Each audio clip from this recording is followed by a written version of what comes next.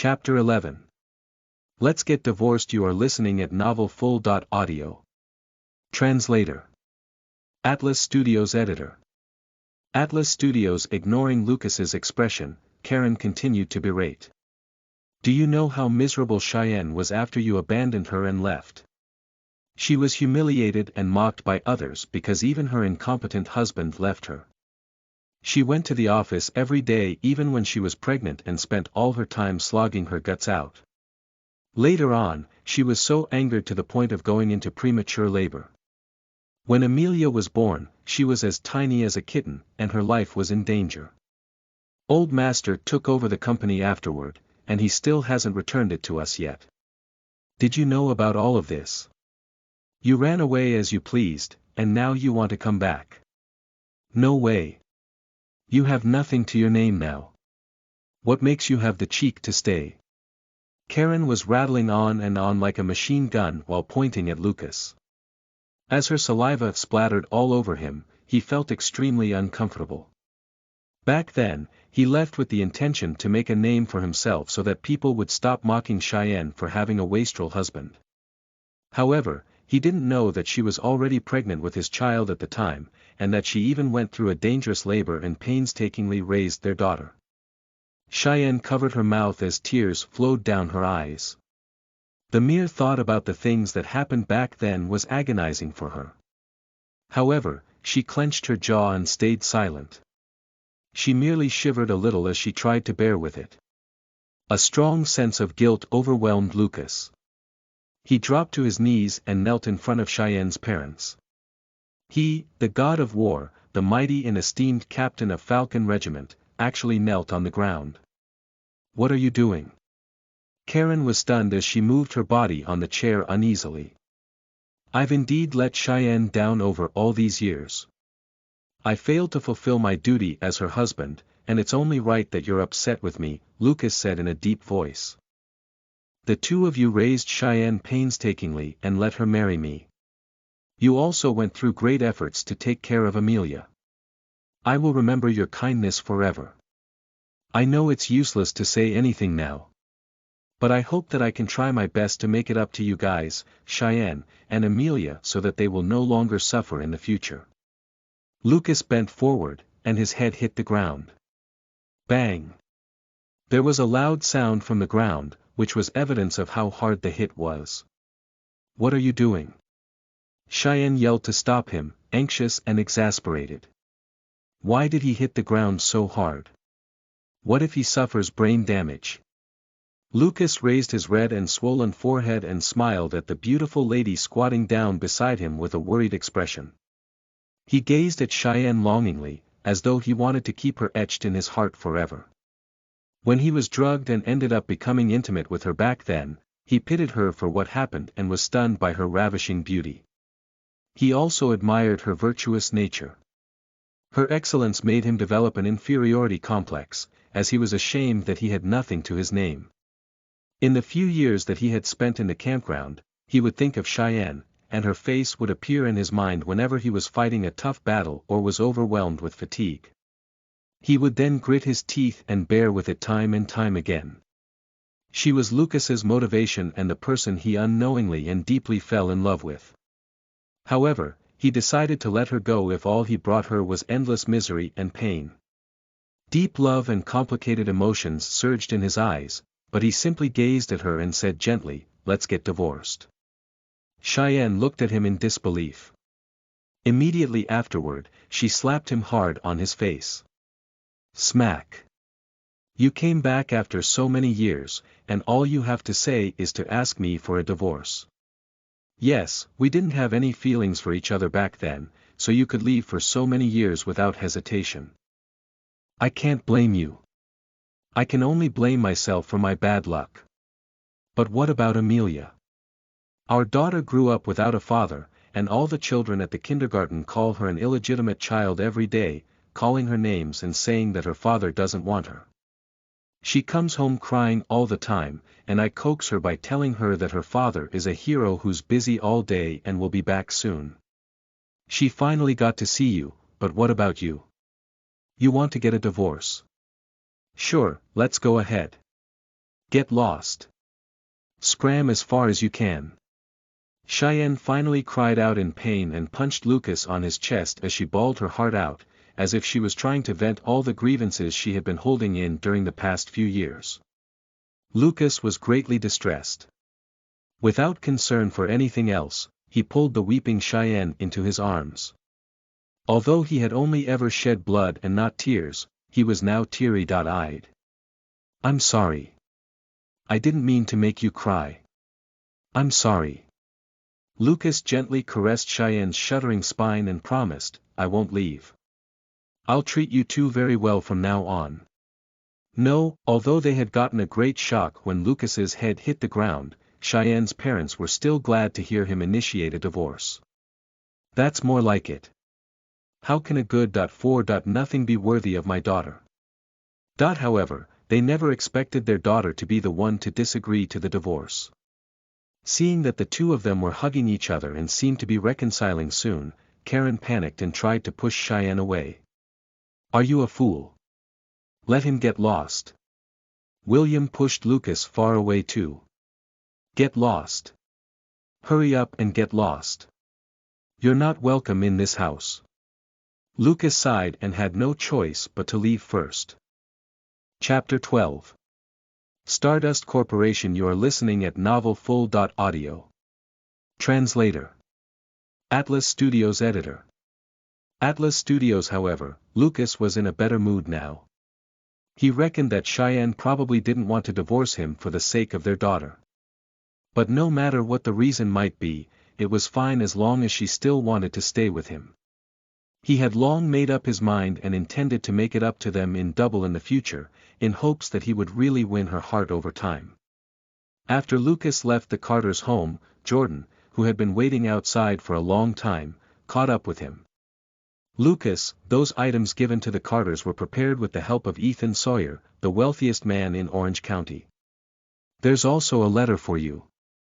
Lucas grabbed the envelope Jordan handed over, opened it, and read it with a playful smile on his face. The helmsman of the Sawyer family is interesting. Although I have a deep feud with the Huttons, we can still try using him. Go tell him that I've acknowledged his goodwill. Okay, Lucas. After running some more errands, Lucas arrived at the office tower of the Stardust Corporation, which was located in the central business district of Orange County. When he saw the enormous and striking office tower, as well as the familiar logo, his emotions were extremely complicated. The company was founded independently by his mother, Emma Gray, who was an outstanding, smart, and beautiful woman. If not for the fact that she had met his father, she would have probably developed her career and become a legendary career woman. Unfortunately, she had been mistaken about the Huttons all her life. And the company, which she had put all her efforts into developing, was taken away from her. She was humiliated and driven out of the Huttons' home. As a result, she had to go through great hardships to raise Lucas, but she passed away from excessive fatigue. Lucas clenched his fist and swore that one day, he would return to the high up.in the air Huttons to seek justice for his mother and himself. At this moment, a fancy metallic red Lamborghini sports car pulled over in front of the Stardust Corporation office tower, after which two beautiful girls alighted from the car. Charlotte, you're so lucky. The scion of the Sawyer family, the richest family in Orange County, has taken a liking to you. He's truly a rich second-generation heir who owns a massive fortune enough to last him several lifetimes. I'm so envious. A short-haired woman wearing the uniform of the Stardust Corporation was touching the shiny, streamlined Lamborghini sports car longingly, full of envy. After you marry the scion of the Sawyer family and live in the lap of luxury, don't forget me, your best friend. Don't worry. How could I forget you, said another giggling girl with a fashionable permed hairstyle. She was Charlotte, Cheyenne's younger sister. She put her hand on the shoulder of the short-haired woman. I still need your help now. Please cut me some slack during the interview later. Rest assured. I, Julia Bell, am the head of the Human Resources Department, and I'm in charge of recruitment. I told you to come for the interview just to go through the motions, lest someone deliberately picks on me. Hee hee, that's good. When you get off work later, I'll treat you to a feast. The two of them were chatting chummily. As soon as they turned their heads, Charlotte saw Lucas, who was standing at the entrance of the building.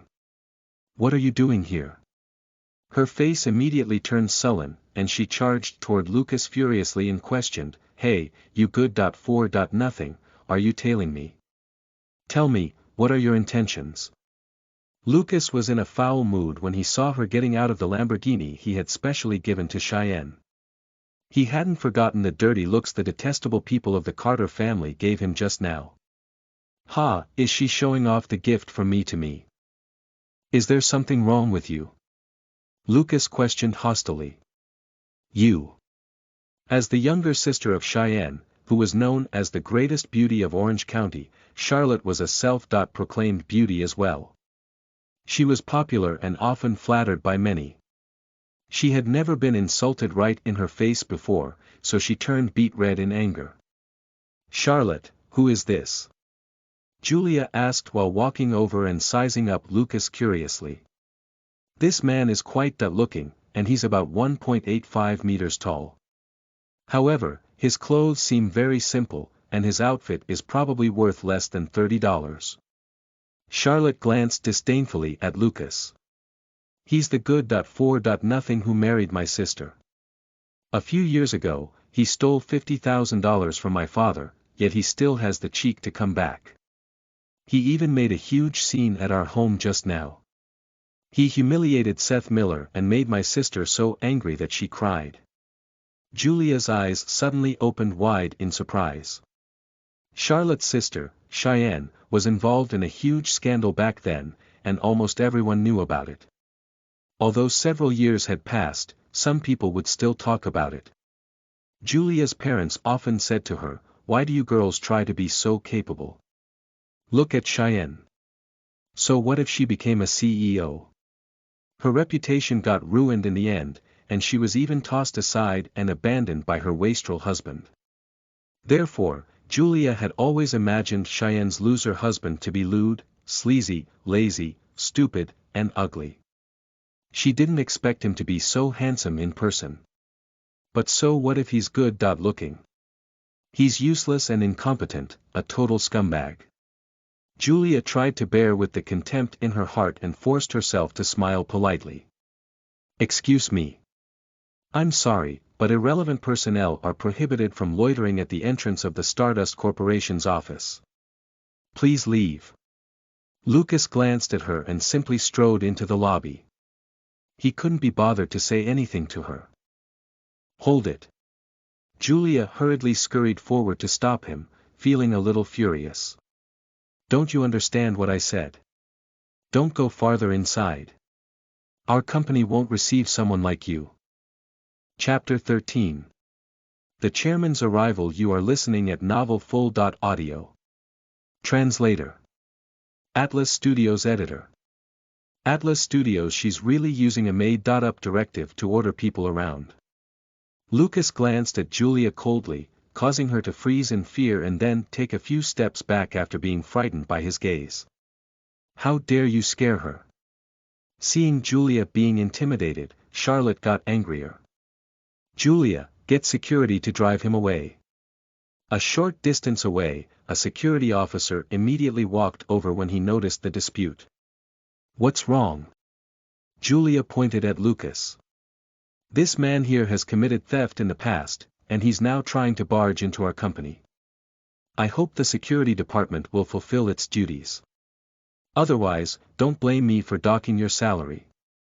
Also, the newly appointed chairman of the company will be coming to the office today. If you don't receive him properly, you'll lose more than just your salary. Do you understand? After all, Julia was the head of the HR department of the corporation and had considerable authority. The security officer knew that this was a serious matter as well. Looking at the burly and tall Lucas, he was worried that he might not be able to stop him alone, so he hurriedly reported the situation over his radio. Soon, Captain Moore of the security team made his way over with more than 10 fully armed security officers. Humph, Charlotte raised her chin smugly at Lucas as she thought to herself, serves you right for pestering my sister and me. With content, she took Julia's arm and entered the office tower of the Stardust Corporation. On the other hand, Lucas was surrounded by more than 10 security officers. Captain Moore took a look at Lucas's cheap clothes, his eyes full of disdain. Are you going to get lost, or do you want us to help you? Are you not even going to ask me why I'm here? Lucas asked composedly. Captain Moore laughed out loud, as if he had heard something extremely ridiculous. Is it necessary to ask? A pauper like you can't possibly be here at the Stardust Corporation to sign a contract. Besides, Ms. Bell just said that you're not allowed to enter the company. Lucas snorted coldly. So you're not just a mercenary snob but an obedient dog too. What did you say? Hearing his words, Captain Moore flew into a rage and waved his hand at the security officers around him. Damn it! You must be tired of living. Hit him. Hit this bastard. The security officers were all ready to attack, while Lucas's gaze turned colder as he clenched his fists tightly. If the Stardust Corporation was full of such garbage, he wouldn't mind getting rid of them. At this moment, a Lincoln commercial car drove over, and a prestigious man hurriedly got off. When he saw the situation in front of the office, he frowned and said impatiently, "What are you people doing in front of the office?" As soon as Captain Moore saw the man, he immediately ran forward and bent over to greet him. Greetings, Mr. Davis. Mr. Davis, this man came to our company to make trouble. We were about to drive him away. Mr. Davis waved his hand in annoyance and instructed, quickly chase him away then. The chairman will be coming later, and I don't want him to see this ruckus. Taking his secretary along, he entered the building without even taking a glance at Lucas. Mr. Davis is really a busy man, Lucas said aloud. Mr. Davis paused in his tracks and looked over in displeasure. Captain Moore shuddered and hurriedly yelled at Lucas, "Shut up. You're not worthy of talking to Mr. Davis. What are you waiting for? Hurry up and get rid of him. Chase him away." Mr. Davis turned his head and was about to walk away when he suddenly thought of something and abruptly turned around again. His neck cracked with a popping sound because of the fast and abrupt twisting of his head.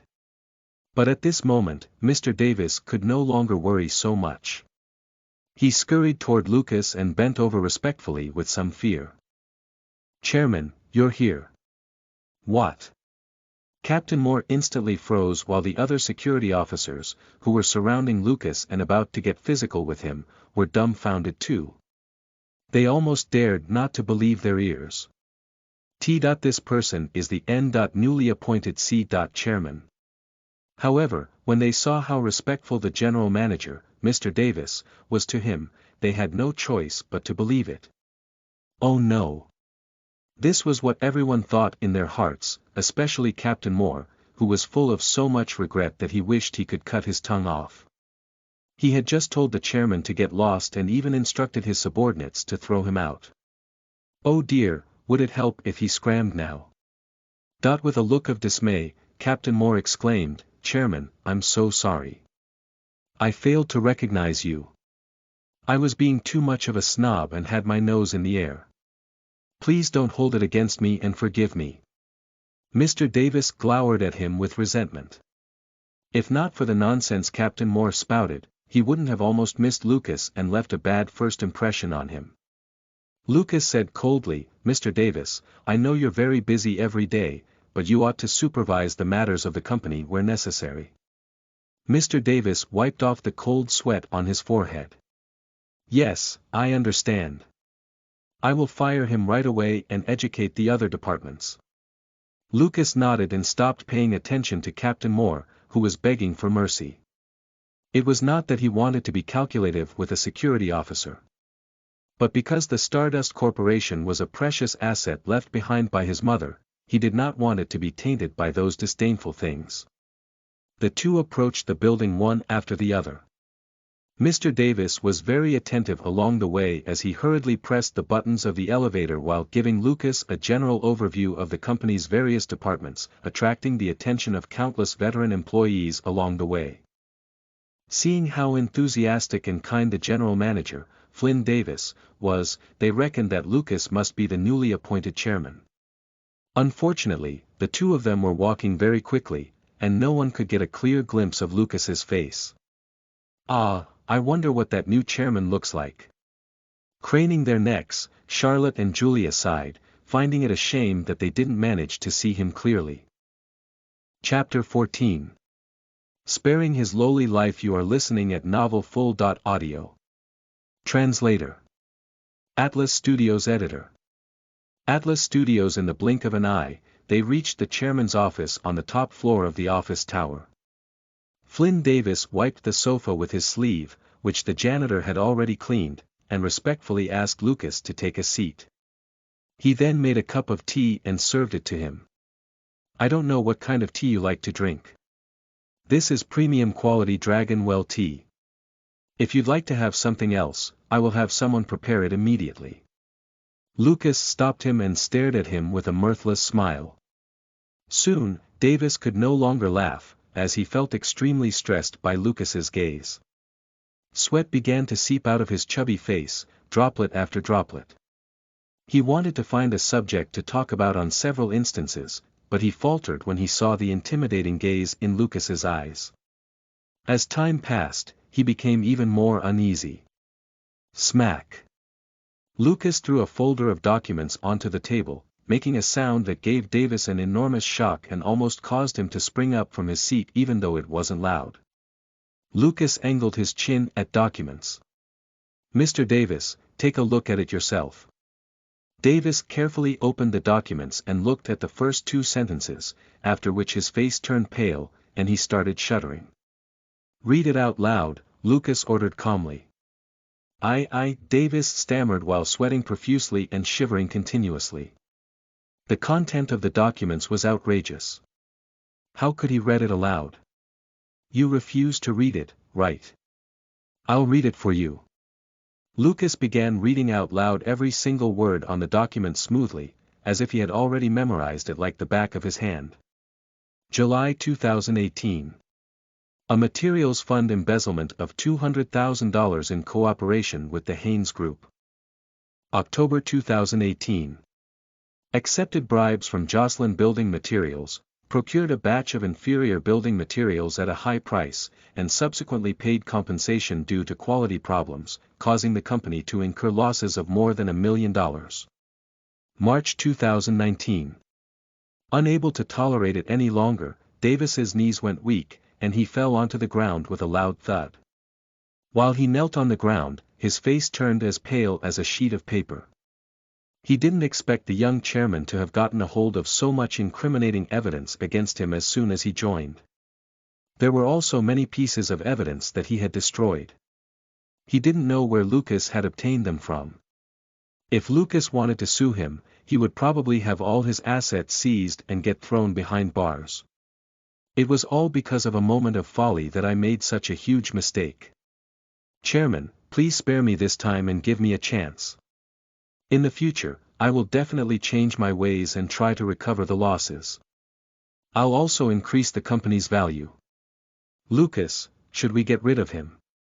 Jordan appeared beside Lucas at some point. He suggested a brutal solution as soon as he spoke. Davis was so frightened that he almost peed his pants. Lucas was going to take over the position of chairman, and Davis was aware of some of the things of his past. Although he was unclear on the details, he knew that Lucas had taken several lives before. He didn't doubt the authenticity of these words. Jordan was really not trying to intimidate him and was instead asking Lucas that question solemnly. As long as Lucas said yes, he would definitely kill Davis on the spot. He had embezzled so much money and even used lousy materials in a construction project, causing harm to others and damage to the reputation and image of the Stardust Corporation. Even if he died 100 times, it wouldn't be too much. C. Chairman Gray, P. Please spare me. As long as you let me off, I'm willing to do anything you want. Lucas glanced at Jordan with some displeasure. We're not there now. Don't kill someone as soon as we return.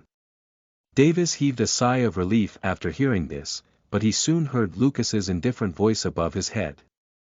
I can give you a chance, but it depends on you to grasp it. Mr. Davis, you're a smart man. I'm sure you know what I mean. His voice was heavenly to Davis. Overjoyed, he hurriedly exclaimed, Yes, yes, thank you, Chairman. I will definitely obey your orders in the future. Lucas patted his shoulder and turned around to leave. After Lucas had left for a while, Davis finally collapsed, his back drenched in cold sweat. Since Lucas had evidence against him, he had no choice but to obey him. Besides, the young chairman, Lucas Gray, was not simple. Although his tone wasn't harsh, his indifference was even more frightening and intimidating, thus making Davis too scared to defy him. Lucas, are you going to let that scoundrel go just like that? Are you still going to let him continue being the general manager?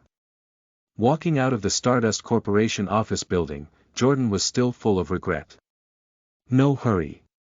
I just came back, and I don't have a particularly suitable candidate in mind. Davis is now in my hands. Besides, he's quite competent and is familiar with the Stardust Corporation, as well as the forces in Orange County. He can still be in that position for a while. As for the future, it'll depend on whether or not I can subdue him. The Stardust Group has been in the hands of the Hutton family for many years, and the interpersonal relationships are complicated. Let's wait and see what happens. When we have enough people on our side, we'll launch a purge and replace the majority of the personnel.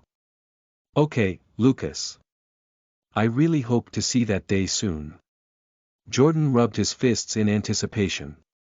Lucas couldn't help laughing. Jordan was still a little childish, and he liked chaos and getting involved in drama.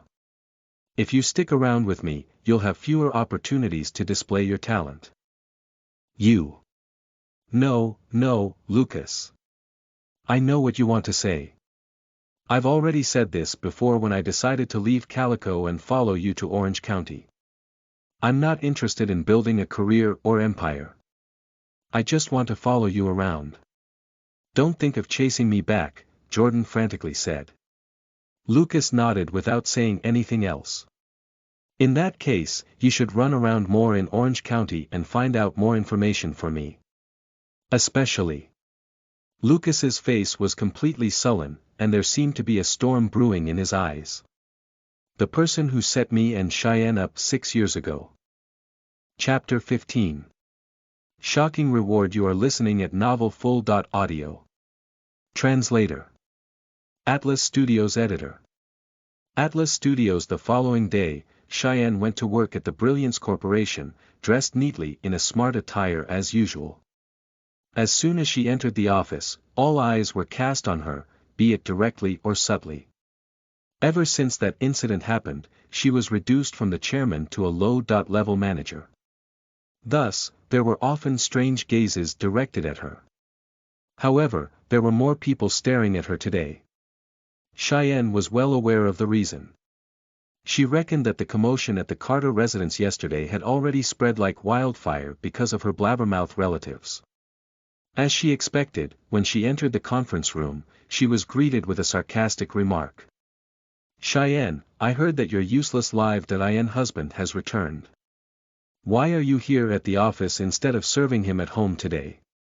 The person who spoke was in his 30s and resting his legs nonchalantly on the conference table. There was a trace of disgust in Cheyenne's eyes.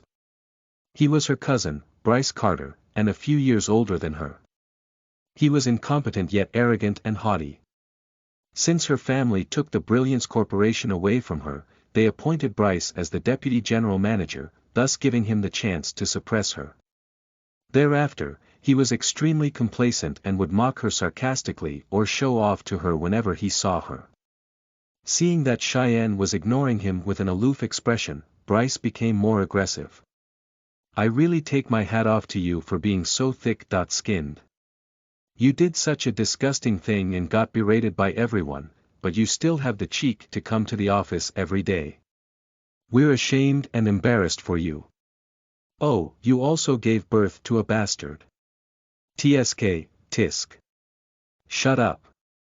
With a furious expression, Cheyenne glowered at Bryce. She could bear with it if she was being insulted, but she would never let anyone humiliate her daughter. Ah, you're getting angry, huh? Huh, am I wrong? Bryce turned around to look at the other Carter heirs in the office. Pretending to be innocent, he waved his hands gently and exclaimed, "Everyone here knows that your father is a bastard, and so are you. Your daughter is naturally one too." Everyone laughed out loud, not finding his words to be insulting. They all felt that Bryce was right. Cheyenne's father, William Carter, was not a Carter and was instead brought over by his mother when she married the senior Mr. Carter. Dominic Carter was magnanimous enough to take him into the family, even though he wasn't a Carter. He even gave them some annual dividends of the company to support them. This was the best he could do.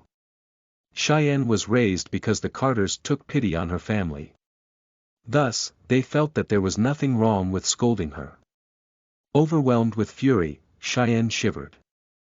But before she could even say anything, the door of the meeting room opened again, and a domineering old man with white hair walked in. It was Cheyenne's grandfather, Dominic Carter, the head of the Carter family. L.C. Welcome, Mr. Carter Sr. Everyone stopped laughing and greeted him. Bryce also stopped behaving nonchalantly and hurriedly went over to hold Dominic's arm obediently. "Grandpa, have a seat. I'll make you some tea." "No need." Dominic sat down on the chairman's seat at the end of the conference table. When he saw Cheyenne standing still with a furious expression, he rebuked sternly, "What are you waiting for? Are you waiting for me to invite you to take a seat?" Cheyenne gritted her teeth, contained her anger, and sat down near the other end of the conference table. Dominic glanced at everyone authoritative. "As you all know, the Stardust Corporation settled down in Orange County not long ago. The Stardust Corporation itself is a large enterprise with an annual turnover of more than $2 billion. It is also backed by the famous Hutton family from the capital. I'm sure you all know how powerful they are. As long as we form ties with the Stardust Corporation, we will have a chance to get close to the Huttons. Many companies and families in Orange County are interested in getting close to them. We can't fall behind.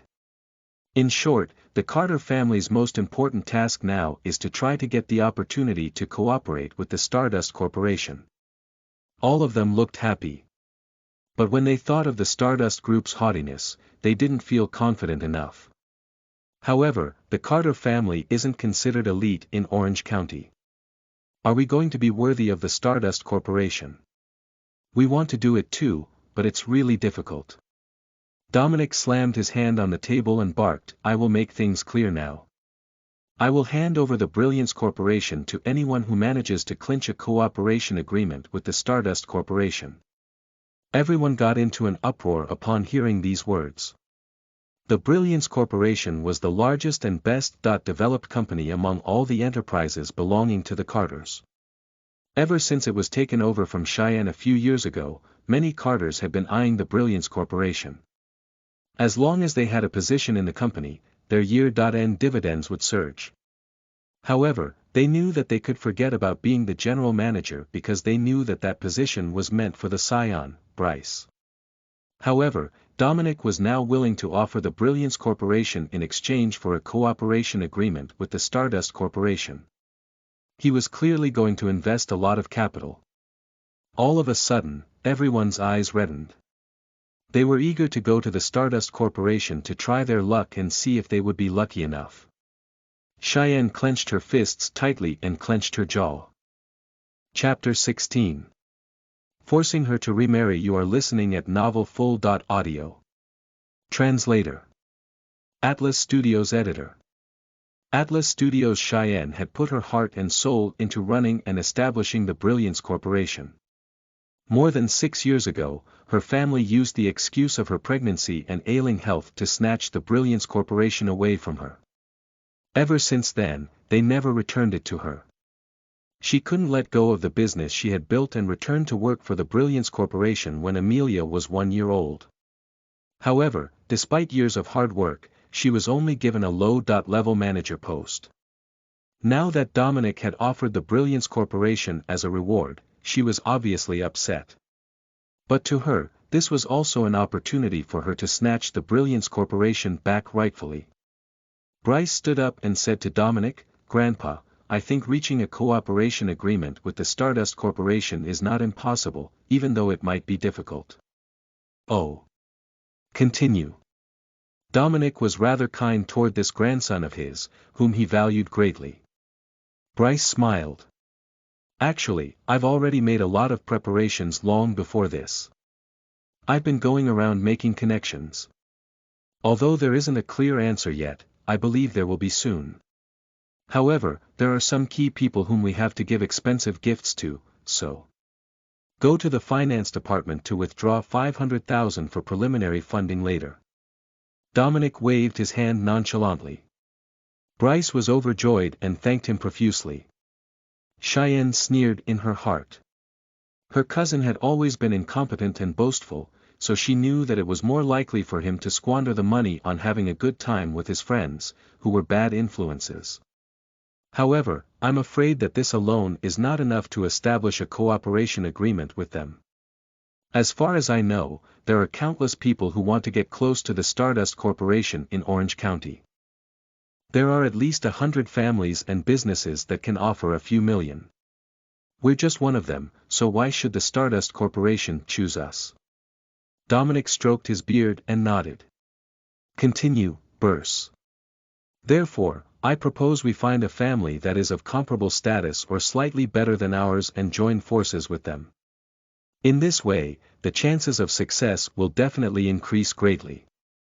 Once we reach a successful collaboration, we will have a say too, and we won't have to worry about being kicked to the curb by the other family because we are of the same status." "Wonderful. Great idea, Bryce. No wonder you're valued by Mr. Carter Sr. You're so thoughtful and comprehensive with your thinking. Not only have you come up with a good idea, the countermeasures you've thought of are great too. They'll prevent us from paving the way for others and getting made use of." Dominic nodded profusely, showing his satisfaction toward Bryce. "Which family should we cooperate with?" someone asked. Bryce looked at Cheyenne with a strange smile full of bad intentions, making her wary and giving her an ominous premonition. Bryce pointed directly at Cheyenne and said to everyone, "I know Seth Miller of the JW Corporation has been pursuing Cheyenne. Yesterday, he already made it clear to me that as long as Cheyenne agrees to marry him, the cooperation between us and the Millers will be a sure bet." He smiled. "What other relationship is closer than marriage?" Cheyenne's face instantly paled. She stood up abruptly to refute vehemently. "No." Dominic frowned. Bryce walked toward Cheyenne. "What's wrong? The Carters became the laughing stock of Orange County because of your scandal. Our reputation was ruined, causing our development to stagnate. If it weren't for you, we would be one of the richest families in Orange County now. And we wouldn't have to cooperate with others to fight for cooperating with the Stardust Corporation. The sins you've committed alone have dragged down the entire family, so shouldn't you be the one to solve them and make it up to us?" Bryce said with a brazen smile. The others in the conference room looked like they agreed and thought that this should be the case too. Cheyenne was filled with misery. She was clearly the victim of that incident back then, and her family had already taken away the Brilliance Corporation, the pillar business of the Carters, from her. Looking at Dominic anxiously, she asked, "Grandpa, I've already been married for a long time. How can I marry Seth Miller again?" Dominic frowned and looked at Cheyenne with a disapproving gaze in his eyes. "I heard that your live-in husband has returned. Good. Go get a divorce later and marry Seth Miller." Not expecting Dominic to make her remarry without hesitation, she felt extremely disappointed. She shook her head and refused. "No, Grandpa. I won't get a divorce or remarry." Bang! Dominic's eyes were full of anger as he slammed his hand hard against the table. He shouted, "You're rebelling. Bryce is right. If it weren't for you, the Carters would have developed far beyond what we are now, and we wouldn't have needed this marriage. You should be taking responsibility for this, but you still have the guts to refuse. Do you respect me as the head of the family? But I was framed and set up back then." Cheyenne's eyes were red and full of tears. "Trust you to have the nerve to mention the events of that year." Dominic smashed the ashtray on the table onto the ground. He flew into a rage and yelled, "You did such a shameful thing and disgraced the family. In ancient times, you would have been dragged to a pond and drowned by your family." Dominic's sudden loss of anger made everyone in the conference room fall silent. Chapter 17. You are listening at novelfull.audio. Chapter 17. Putting on Air's Translator. Atlas Studios Editor. Atlas Studios. Cheyenne could no longer suppress the endless grievances and humiliation in her heart as two streams of tears rolled down her beautiful face. Unfazed, Dominic glanced at her indifferently and made up his mind. "It's settled then. Divorce him by the end of today, and I'll get someone to visit the Millers tomorrow." "Who said that it's settled? You people have no place to interfere in the affairs between me and my wife." A cold and sharp voice sounded, followed by a tall, burly man emitting an icy cold aura pushing open the door of the conference room and walking straight in. "Who is this man? I don't know him. Why did he barge in?" Cheyenne looked up, and her jaw dropped in disbelief the instant she got a clear look at the person who entered. "Lucas. Why are you here?" Everyone watched in shock as Lucas walked up to Cheyenne and wiped away the tears on her face. "It's okay. No one can force you to do anything you don't want to do." In a daze, Cheyenne stared blankly at Lucas's face. He sounded incredibly confident and firm, as if no one could bully Cheyenne as long as he was by her side. This made Cheyenne, who had always been facing mockery and taking the blame alone, feel some ripples in her heart. Having been contradicted, Dominic looked extremely furious. The younger generation of the Carters didn't have the guts to do it, let alone a random stranger. With a stern look in his eyes, he shouted, "Are all the security officers dead? Why did they let some Tom, Dick, or Harry in?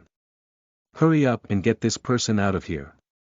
Bryce rolled his eyes. "Grandpa, this is Cheyenne's good-for-nothing husband who just returned." Dominic squinted and sized Lucas up.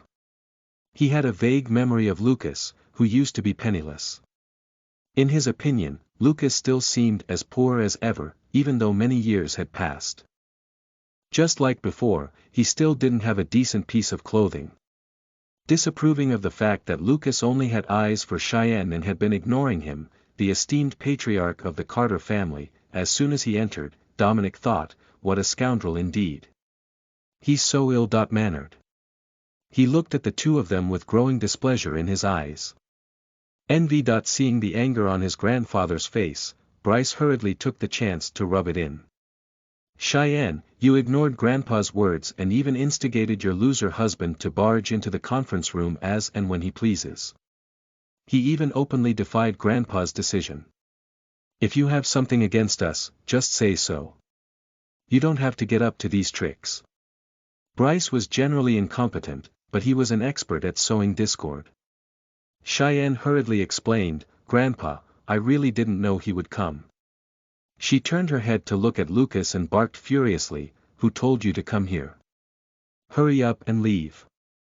She wasn't being insensitive and was actually well aware that Lucas was speaking up for her. But his presence would only anger Dominic further. Glancing askance at them in disgust, Dominic said, "Enough. Stop putting on an act in front of me. I don't care what you guys really think. Anyway, I've already decided. Get a divorce, and you, marry into the Miller family." After pointing at Cheyenne, he pointed his finger at Lucas and ordered, "You, get lost." Cheyenne's face turned pale. She mustered her courage to speak, but before she could, Lucas had already retorted, "I said, no one can make arrangements for us. You don't have a say in this." Dominic was so infuriated that he sprung up abruptly with exasperation all over his face. It was his first time being contradicted twice by a junior who, to make matters worse, was a penniless good-for-nothing. Okay, great. Dominic laughed mirthlessly and hollered angrily. Seems like I'm too nice. That's why you youngsters don't respect me or take me seriously at all. You're just a loser. You only got into the Carter family by sleeping with a woman. If not for you shameless people, the Carters would have developed greatly and become a top-tier family in Orange County. Yet you still have the guts to talk back to me so boldly. As though she had been struck by thunder, Cheyenne turned pale and almost lost her balance after being scolded and humiliated by her kin, whom she had always respected. With an icy cold gaze in his eyes, Lucas stared at Dominic's face, which was twisted into an angry grimace. Aren't you the one who knows best about the truth of that incident? I'm not as shameless as someone who's full of lust and yet puts on airs. After he learned the truth from Jordan last night, he was exasperated. The scandal that tarnished Cheyenne's reputation turned out to be a scheme hatched by the Carters, all for the sake of snatching the Brilliance Corporation away from her. Their shamelessness and viciousness that spurred them to resort to such underhanded means were truly appalling. Yet Dominic Carter still had the cheek to berate the victim's self-righteously. Such a shameless old man. If not for Cheyenne's inability to accept the truth, he would have long exposed their true colors. You.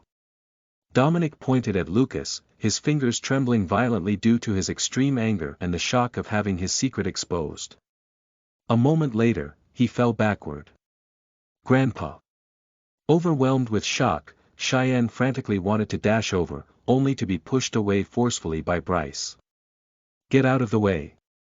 Bryce held Dominic and glowered at Cheyenne menacingly. Grandpa was provoked by you. If anything happens to him, just wait to face your death. Chapter 18. Herculean task. You are listening at novelfull.audio. Translator. Atlas Studios Editor. Atlas Studios. When Dominic fell, everyone immediately put the blame on Cheyenne. Cheyenne, have you long been upset with Mr. Carter Sr., so you deliberately got your husband to come and provoke him? Do you think the Brilliance Corporation will become yours after you anger old master and drive him away? Like I said, they're a family of ingrates. They've got such vicious intentions.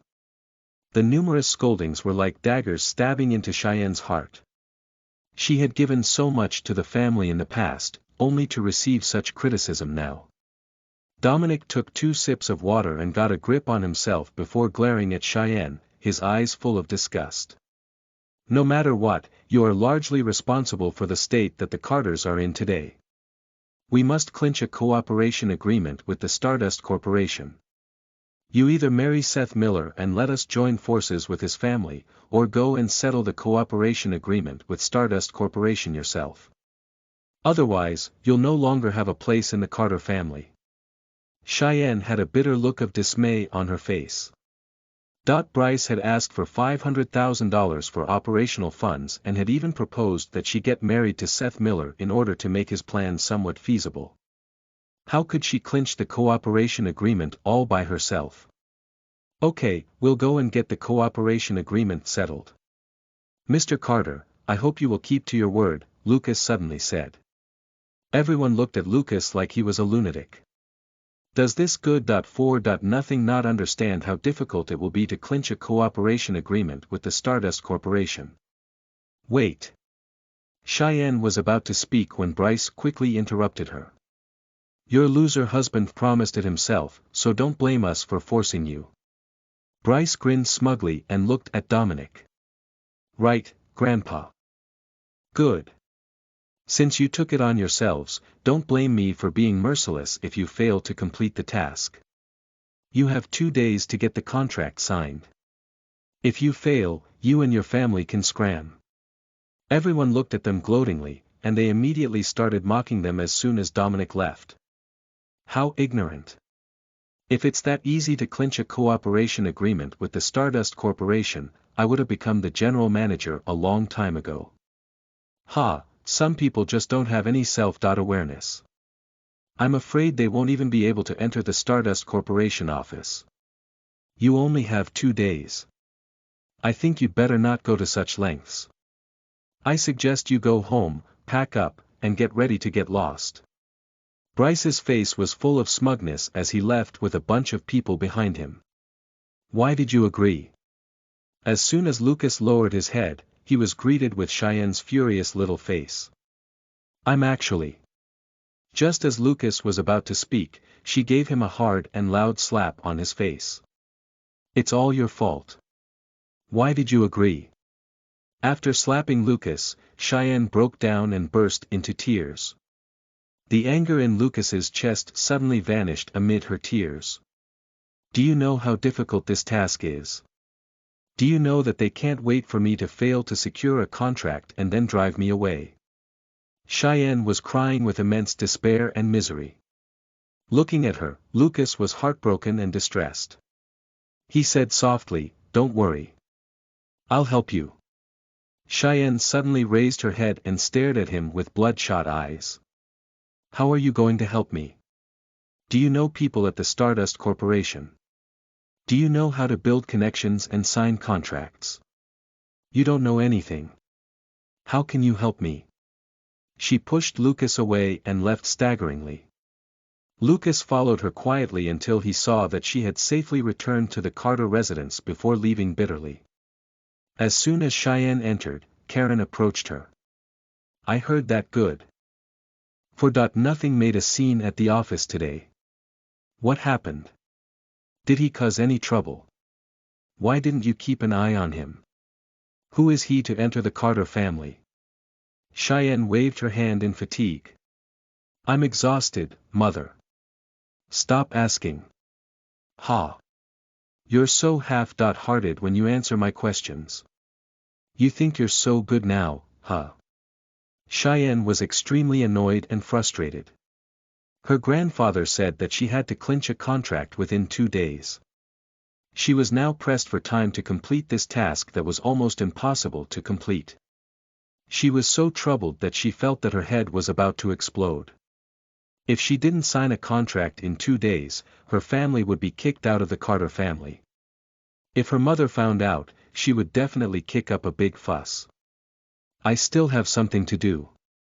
I'm going to leave now. Please ask Charlotte to pick Amelia up at the kindergarten later. Cheyenne hurriedly washed her face, touched up her makeup, perked herself up, and then dashed out the door. Time was running out, and she had to hurry up and see the helmsman of the Stardust Corporation. Even though the chances of success were low, she had to do her best. Soon, a metallic red Lamborghini pulled over at the door, and Charlotte got out furiously. Where's my sister? She asked as soon as she entered the house. Your sister went out. Oh yes, she wants you to help her pick up Amelia later. Karen was sitting on the couch and putting some cucumber slices on her face while she was talking. Charlotte yanked her mother's arm and barked, Mom. Now's not the time for a facial. She was so angry that her face turned red. Mom, you have no idea. That loser came to the office today and provoked Grandpa. He even audaciously took on the task of clinching a cooperation agreement with the Stardust Corporation. So many families in Orange County are dying to get acquainted with it. Who are we? This task is impossible to complete. That good. Nothing is really brazen to have agreed. I'll give him a piece of my mind when he comes again. Karen was also infuriated after hearing her words. That good. Nothing is really a troublemaker who's bad at everything. Mom, the worst is yet to come. Grandpa said that he's going to kick all of us out of the Carter family if they fail to clinch the contract in 2 days. What? Karen screamed and stood up abruptly, completely ignoring the cucumber slices falling onto the ground. Chapter 19. Heroic Father. You are listening at novelfull.audio. Translator. Atlas Studios Editor. Atlas Studios. Karen was angry because her personal interests were involved. That good. Nothing is nothing but a jinx. He's so evil, and he has lost his conscience. I bet he's here to harm us. Even if he wants to die, he shouldn't drag us down with him. No. Tell your sister to divorce him immediately so that your grandfather won't blame us. Quickly, call your sister and tell her to hurry home. Karen pushed Charlotte in a moment of panic while Charlotte stomped her feet hard and said, "Mother, it's useless. Grandpa said that Cheyenne and that loser took on the task together, so they have to complete it. Otherwise, none of us will be spared." Karen was so furious that she stomped her feet and cursed at Lucas with all sorts of malicious remarks. After she was done, she started scolding Cheyenne. Hearing that they would be kicked out of the Carter family, William was no longer in the mood to continue reading the newspaper, as his heart was heavy. Furthermore, Karen's screaming and cursing made him feel even more frustrated and annoyed, so he yelled, "My eardrums are going to break from your screaming. You're so annoying. How dare you be fierce to me?" Karen retorted in an even louder voice after being shocked by William's outrage. "At the end of the day, it's still all your fault. If it weren't for the fact that you're not Dominic's biological son, he wouldn't kick us out so easily. You're a useless good for nothing too. All you do is snap at me at home. If you have what it takes, go lash out at your father. I'm so unfortunate to have married a loser like you. If we really get kicked out, what are we supposed to do?" Karen started hollering at William again. Charlotte was also incredibly frustrated and thought, "I can't stay in this house any longer." She pushed open the front door and drove to the kindergarten to pick up Amelia. She arrived at the entrance of Sant's kindergarten. Along the way, in the stylish and luxurious sports car, Charlotte attracted the envious gazes of passers-by, lifting her mood greatly. It was the peak hour at the kindergarten. Charlotte waited at the entrance for a long time, but she didn't see Amelia, so she entered. Charlotte saw Amelia in front of a slide and was about to call out to her when she heard the bright and clear voice of a boy. "You're a bastard child that nobody wants." Boo! There was a little boy opposite Amelia, sticking his tongue out and grimacing at her. Chagrined, Amelia's face flushed red, and tears were welling up in her eyes. "I have a daddy. My daddy has already come home." "Boo, my mommy said that your dad is a rapist and a good for nothing who's going to be arrested by the police." "Pew pew. He's going to be shot dead.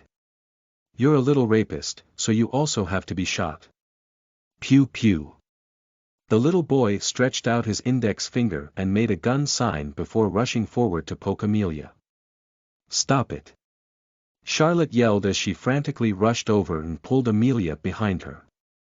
When the little boy saw Charlotte, he turned around to run away, only to trip over his own feet and fall to the ground. The boy wailed and bawled out loud. When Amelia saw Charlotte, she hugged her hard and also cried out loud. "Auntie, I have a daddy. My daddy is back. He's a good guy. He's not like what he said." Charlotte felt teary as she heard Amelia crying in her arms. "Yes, Amelia, be good. Your dad is back, and they won't dare to bully you anymore." She gently patted Amelia's back and consoled her. "Baby. What's wrong, baby?" Hearing the crying, a couple immediately rushed over from afar and helped the bawling boy up heartbrokenly. "Mommy, she hit me." Upon seeing his parents, the little boy pointed at Charlotte and cried even louder. The couple immediately glared at Charlotte hostilely. "You're an adult, but you hit my child. Do you have any shame at all?" Having been wronged, Charlotte was immediately infuriated. "It was your son who bullied my niece. As soon as I came over, he ran away in fear and tripped on his own. Since when did I hit him?" The chubby woman in her 30s obviously wasn't willing to hear Charlotte's words. She looked up and rushed to Charlotte. "You hit a child, huh? You brazen hussy, try hitting him again in front of me." She reached out and was about to slap Charlotte. Charlotte was astonished. She was wearing stilettos and holding Amelia in her arms, so she dared not dodge at all. Seeing the fat hand about to reach her, Charlotte closed her eyes and stiffened her body while protecting Amelia. At this moment, a figure suddenly appeared and grabbed that woman's wrist. "Ah! Who are you?" Instead of the pain she expected, Charlotte heard the chubby woman yelling in exasperation. She carefully opened her eyes and saw a tall figure blocking her. Charlotte gasped in disbelief. The sturdy figure was the good-for-nothing Lucas. Lucas flung the woman's wrist away and turned around to look at Charlotte and Amelia carefully. He asked concernedly, "Are you all right?" "Daddy!" Amelia exclaimed in surprise and stared at Lucas with glistening eyes. Just as the chubby woman was about to hit her and Charlotte, her daddy suddenly appeared just like a hero from a cartoon. Chapter 20. No rights. You are listening at novelfull.audio. Translator. Atlas Studios Editor. Atlas Studios. Charlotte shook her head with complicated emotions. "We're fine. Hubby, look, both of them are bullying me." The chubby woman was stopped from hitting them, but she dared not provoke Lucas because he was tall.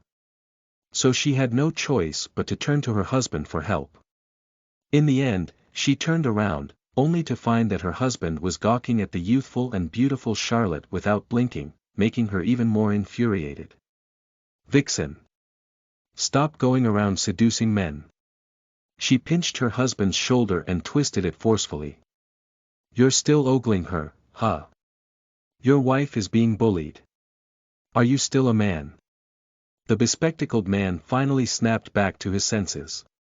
He would be kind to the fairer sex, but to a shabby-looking man, he was extremely hostile. He taunted, "Kid, do you know who I am?" "Who you are has nothing to do with me," Lucas said calmly.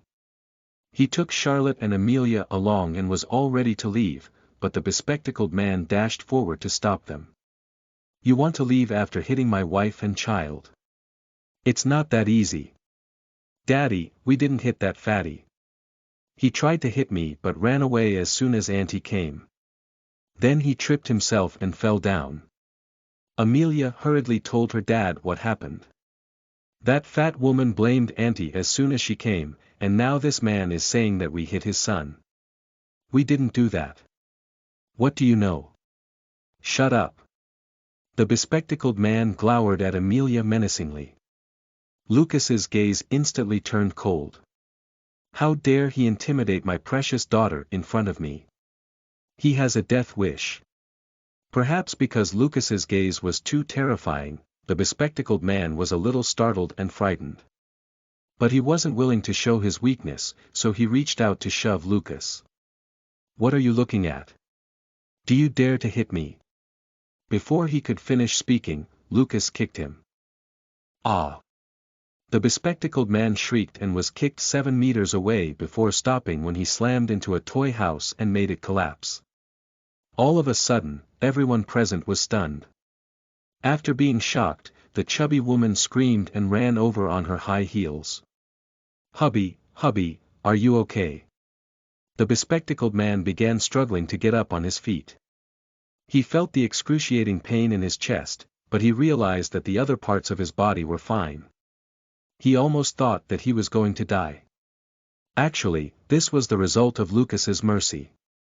Had he used more force, that man's ribs and organs would have been crushed.